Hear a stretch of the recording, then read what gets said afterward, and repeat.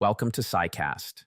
Sometimes, the smartest thing you can do is let others think you don't know, not because you're hiding, but because you're watching, listening, letting the river pass while you stay still on the shore. What if the wisdom you've been looking for isn't in proving you're right, but in letting go of the need to be seen as wise? There's a strange kind of power in pretending not to care who holds the power, a quiet strength in choosing not to compete where there's no real prize. And that's what I want to talk about today. The ancient, disarming brilliance of playing dumb, as Lao Tzu once showed us. It doesn't sound noble at first. It sounds evasive, maybe even weak. But not all truths come in the form we expect. Because sometimes, the people who look the softest are simply choosing not to harden. Sometimes, the ones who look small have simply stopped trying to look big, not out of insecurity, but because they've realized how much energy is wasted on looking instead of being. Let me tell you something I've come to understand the hard way. When you're constantly trying to be the smartest person in the room, you stop learning, you stop listening, you start performing, and soon you're not in a room anymore. You're on a stage, hoping for applause that won't heal you. Lao Tzu, the ancient Chinese philosopher, once wrote, "He who knows does not speak. He who speaks does not know." It's not about literal silence. It's about the kind of internal stillness that doesn't need to declare itself, the wisdom that doesn't demand recognition to be real. There's an old Taoist image of the wise one as water, always flowing downwards, never resisting, yet shaping mountains over time. Water never brags. It never pushes. It just moves where it needs to move. And by seeming passive, it becomes unstoppable. Maybe that's what smart people are doing when they play dumb. They're flowing around resistance instead of through it. They're noticing more because they're not busy proving. They're not clinging to the need to be right. They're anchored in something deeper.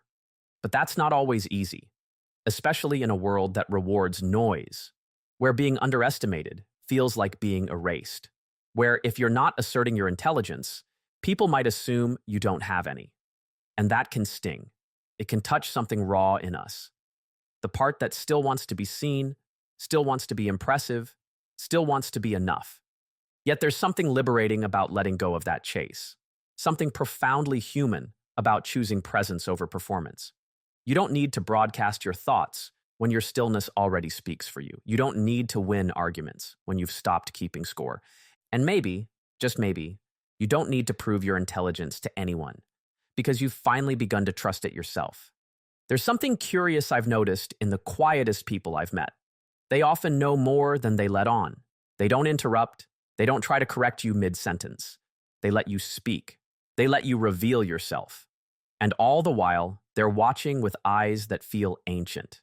Not judging, just seeing. It's as if they've already learned that truth doesn't need to fight to be true. That wisdom doesn't need to rush. And I think that's what Lao Tzu meant when he said, "The soft overcomes the hard. The quiet overcomes the loud." In nature, it's not the thunder that nourishes the earth, it's the rain. It's not the fire that sustains life. It's the stillness of the soil beneath it. The strongest forces often don't shout. They just endure. They remain. But why would someone intelligent deliberately downplay their knowledge? Isn't that dishonest? Not really. Because playing dumb isn't about deception. It's about discernment. It's not about denying what you know, but knowing when to speak and when to hold, when to act and when to let the moment pass. Carl Jung once said, "A man is most powerfully himself when he dares to appear weak, because that's when he's no longer performing strength, he's embodying it." And it's true. Real strength doesn't come from domination. It comes from confidence, the quiet kind, the kind that doesn't flinch when misunderstood, the kind that doesn't need every conversation to end in victory. And here's the paradox. When you stop trying to prove your worth, you begin to live from it. When you stop correcting everyone, they open up around you. When you stop needing to be heard in every room, people start turning towards you when it matters most. You become the steady hand, the one who doesn't speak out of impulse, but out of intention. You become safe. And in a world that's so full of noise, safety is magnetic. Think about the last time someone truly listened to you, without interrupting, without waiting for their turn to speak. Just listened. It felt rare, didn't it? Almost like you could breathe more freely. That's the power of quiet presence. It doesn't clamor to be noticed. It creates space for others to feel seen. Smart people play dumb not to manipulate, but to remain free. Free from the constant need to defend their intelligence. Free from the ego trap of being right. Free to observe, to learn, to notice what others miss in their rush to impress. Because not every battle is worth entering. Not every comment requires correction. And not every room is meant to hold the fullness of your mind. This is not about shrinking. It's about choosing. It's about saving your energy for what truly matters. For the people and places where your depth won't be wasted on shallow games. There's a story I once heard, maybe you've heard it too, about a wise man who walked into a room full of people arguing about truth. Each one louder than the other, each one certain. He sat in the corner and said nothing. Hours passed. The debate raged on. Eventually, one of the loudest men turned to him and said, "Don't you have anything to add?" The wise man simply smiled and replied, "I only speak when silence stops teaching." That stayed with me, because that's not cowardice. That's clarity. That's knowing your words are too sacred to waste on ears that aren't ready. And maybe that's what most of us are slowly learning, that we don't have to spend ourselves proving what we already know. That sometimes the greatest proof of your depth is your ability to remain still in a conversation built on noise. Because silence isn't always emptiness. Sometimes it's protection. Sometimes it's presence. Sometimes it's the loudest way to say, "I know, I just don't need to show you right now." There's also something deeply human about wanting to be understood. And playing dumb, in a way, feels like giving that up. It can feel lonely at first, like hiding, like turning away from connection. But it's not, because it's not about being distant. It's about being selective. It's not about closing your heart. It's about opening your eyes. You begin to see who listens for truth and who only listens for their chance to respond. Lao Tzu wasn't just writing poetry. He was revealing a way of being that resists the ego's need to conquer. He once said, "To lead people, walk behind them." That paradox of leading by yielding shows up everywhere, in nature, in relationships, in the deepest parts of our psychology. True strength doesn't impose, it invites. And often, the person who appears to be doing less is actually doing the most. It's the therapist who sits in silence long enough for your real feelings to rise. The parent who doesn't lecture, but asks a single quiet question that stays with you for years. The friend who doesn't fix you, but simply remains when you're falling apart. These people look passive, but they're holding everything together with the softest hands. And in that softness, they reveal a secret. The more you try to control, the more you lose touch with what really matters. Maybe that's why playing dumb, when done from a place of clarity, becomes a form of surrender. Not in the sense of giving up, but of giving over. Trusting that truth has its own way of surfacing, that not every insight needs to be announced. That wisdom isn't in what you say, but in what you allow to unfold without interference. We live in a time where over-explaining is a reflex, where silence is mistaken for ignorance, where being smart often looks like speaking quickly and confidently, even when you're unsure. But the deeper wisdom, the Taoist kind, is slow. It's uncertain. It doesn't rush to conclusions. It leaves room for not knowing. It whispers, "You don't have to have the answer yet." And what a relief that is. Because beneath our performance of intelligence, there's often fear. Fear of being dismissed, of being irrelevant, of not being seen. And we compensate by proving, by correcting, by shining our light a little too hard. But light doesn't have to glare to be seen. Sometimes the softest glow is the one we trust the most. Letting others think less of you is hard, especially when you've worked so hard to become more. But here's something no one tells you. When you stop fighting to be seen as smart, you start becoming wise, quietly, slowly, invisibly. And that's the kind of intelligence that doesn't just impress people, it transforms them. And maybe that's where this all leads. not to a tactic or strategy, but to a way of being that no longer needs to be admired to feel real. A way of walking through the world with your soul intact. No longer using your intelligence as armor, but as a quiet companion. No longer trying to be impressive, just true. Let me tell you something I once heard from a teacher. The moment you stop trying to look wise is the moment wisdom starts to settle in you. That stayed with me because it meant I could stop posturing. I could stop performing the version of me I thought people needed to see. And in that stillness, I began to see what was real.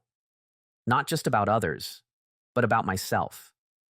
It's a strange shift. You stop entering every conversation with the need to prove. You stop carrying the weight of everyone's expectations.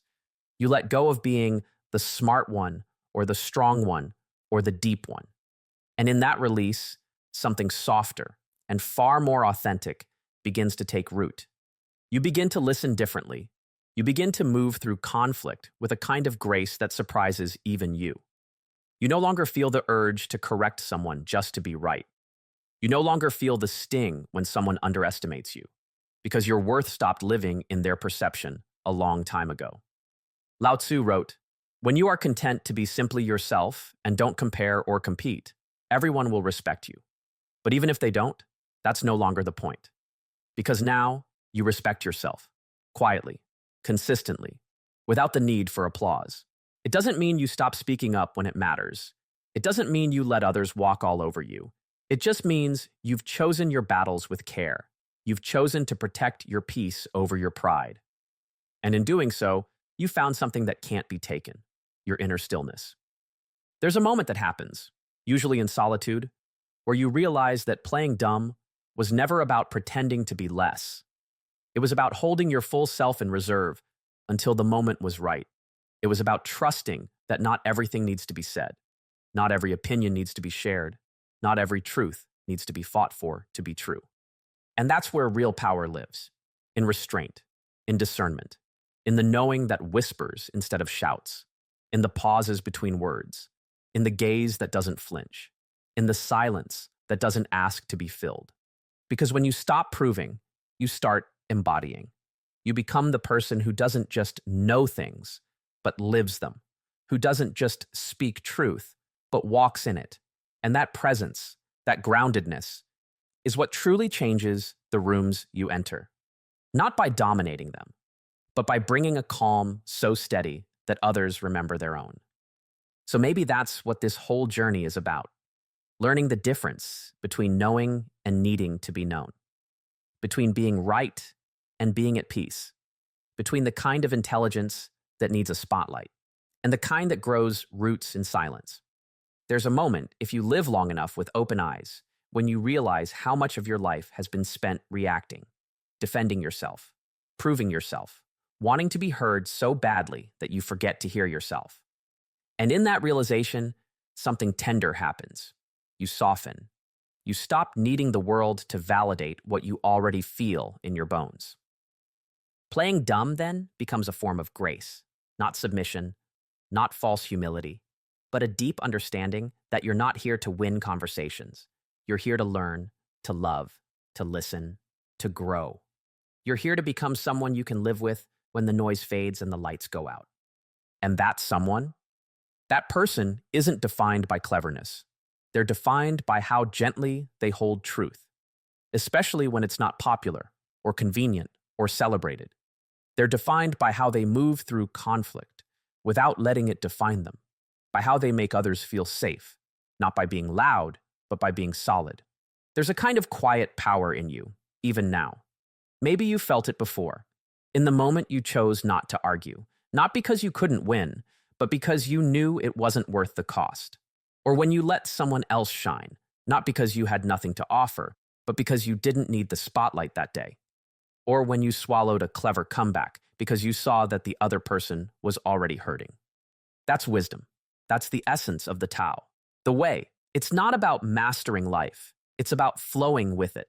About bending, like the reed, so you don't break. About stepping aside so the truth can pass through you, not be blocked by your ego.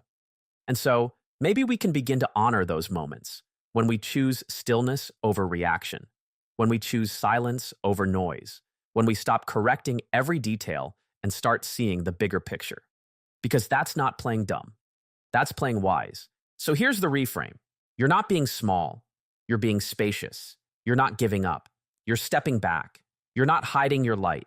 You're learning when and where it's most needed. And in a world that's constantly trying to drag us into battles we didn't ask for, over who's right, who's smarter, who's more informed, sometimes the deepest act of power is to simply not play the game. Not out of fear, but out of freedom. Because when you finally stop performing, you begin to live. And maybe the world doesn't notice right away. Maybe people still underestimate you. Maybe they think you're slow or soft or simple. Let them. You're not here to be decoded by everyone. You're here to be aligned with yourself. And if you can be that, steady, soft, rooted, then you're already walking a path few dare to walk. The quiet one, the real one, the wise one.